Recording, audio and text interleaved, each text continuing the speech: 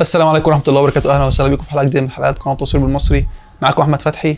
حلقتنا النهارده حلقه خفيفه كده، تعتبر نصيحه او حاجه عشان يعني تدعي لي بعد كده، وهي عن ازاي تحافظ على سنسور الكاميرا بتاعتك. وهنقول ازاي تنضفه، وانت مش هتنضفه قوي بس هنقول ان ازاي تنضفه. فحلقتنا النهارده هيبقى اعتبرها زي نصيحه. مبدئيا سنسور الكاميرا ده موجود فين؟ ده سؤال بديهي جدا وكل الناس المفروض عارفه اجابته. سنسور الكاميرا هو مجرد ما بتفك العدسه، سنسور الكاميرا بيكون هنا. لو انت كاميرا دي اس ال ار فبيكون في هنا مرايه، السنسور وراها، فالمرايه حاميه السنسور شويه. لو انت كاميرا ميرورلس فالسنسور بيكون هنا وما بيكونش فيه حاجه مداريه عليه. في كاميرات حديثه بيكون في شطر بينزل بيقفل على السنسور زي حمايه، بس في الاغلب بيكون الشطر مرفوع والسنسور باين لك كده رؤيه العين كده بطريقه مباشره وعرضه لاي اتساخ. هقول لك ازاي تحافظ على السنسور يعني فيزيكلي او اللي هو انت ما تبوظوش ازاي بايدك او بحاجه هتعملها، في نفس الوقت لما تكون شغال بالكاميرا ومقفول على السنسور عادي. مبدئيا وانت شغال بالكاميرا، طبعا لاحظنا في اخر فتره مع ظهور كاميرات الميرورلس في مصر ان في ناس بتشتكي بفترات كده او على جروبات التصوير او المصورين، بيقول لك ظهر لي خطين في السنسور، ظهر لي خط في السنسور. فده بيكون حاجه اسمها ان السنسور باظ او الكاميرا جابت سنسور، اللي هو لا قدر الله يعني حاجه تكلفتها عاليه قوي، ان هو الكاميرا كلها سنسور، لو باظ فخلاص ما بقتش تصور او ملهاش لازمه، فبتصلحه برقم عالي.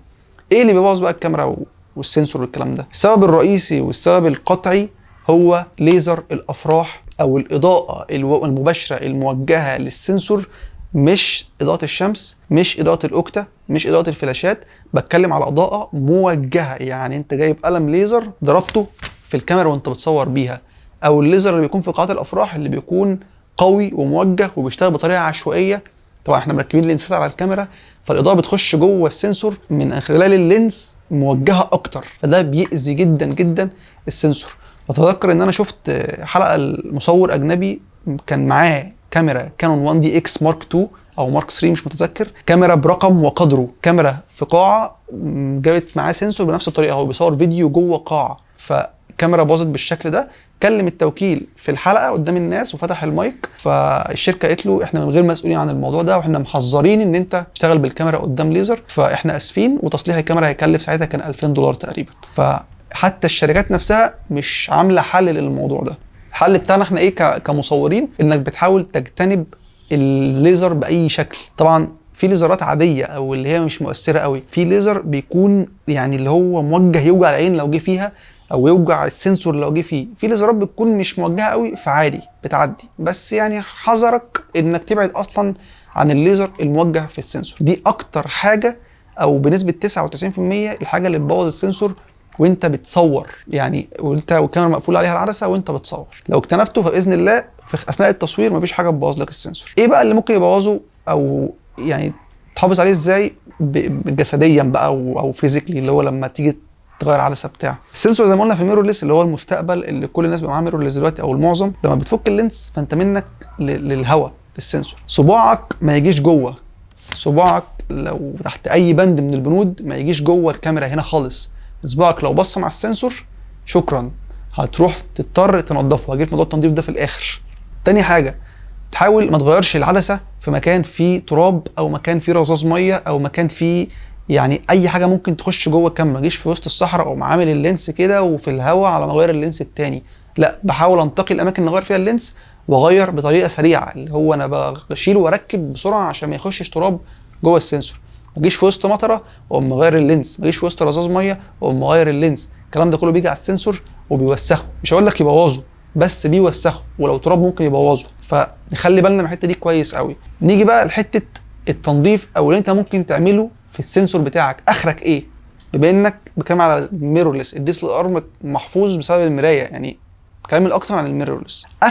اخرك وانت بتنظف كاميرتك، اخرك بالنسبه للسنسور، عارف البامب اللي بيكون مع عده التنظيف ده؟ اخرك نفختين وانت عامل الكاميرا لتحت كده شكرا. تعملش اكتر من كده، تعملش اكتر من كده، لان تنظيف السنسور بيحتاج معدات معينه او حد فاهم ينظف لك السنسور، لان ده الكاميرا كلها وحته حساسه جدا في الكاميرا. فلو حضرتك جبت حته مايكرو فايبر او جبت منديل او جبت اي حاجه وفكرت تلمع جوه وجرحت السنسور كده شكرا، كاميرتك باظت. والسنسور لما بيتجرح، مجرد بس السنسور لما بيتوسخ بيبان الوساخه في الصوره، بالك انت لما بيتجرح بقى هيبقى عامل ازاي. فانت اخرك في تنظيف السنسور نفختين بالبامب في مكان ما فيهوش تراب، يعني في اوضتك مثلا نفختين بالبامب وركب عدستك وخلاص او الكاب بتاعك وخلاص. لا قدر الله توسخ بقى، غصب عنك جه رذاذ ميه، غصب عنك جه رذاذ اي حاجه، غصب عنك جه تراب ولزق اللي هو مش هيطلع بالبمب، تعمل ايه؟ في اوروبا والدول المتقدمه في معدات تنظيف للسنسور، وهي مجرد ستيك معين كده مع سائل معين، انت ممكن تعمل تنظيف ده لوحدك في البيت. بس بما اننا في الدنيا فما عندناش الحاجات دي اصلا هنا، مش موجوده اساسا. هي بره حاجات برخص التراب بس هي مش عندنا اساسا، مش هقول لك هنا وغاليه.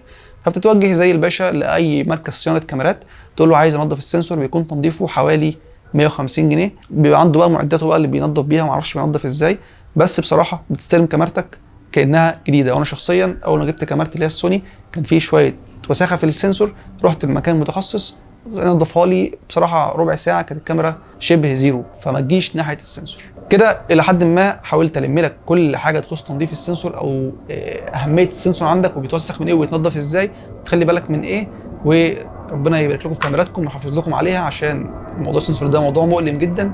ولو عايز اي حاجه اكتب لي سؤالك في الكومنتات تحت الفيديو، او لينك صفحه الديسكربشن تحت الفيديو، كلمني ارد عليك على طول. وسلام.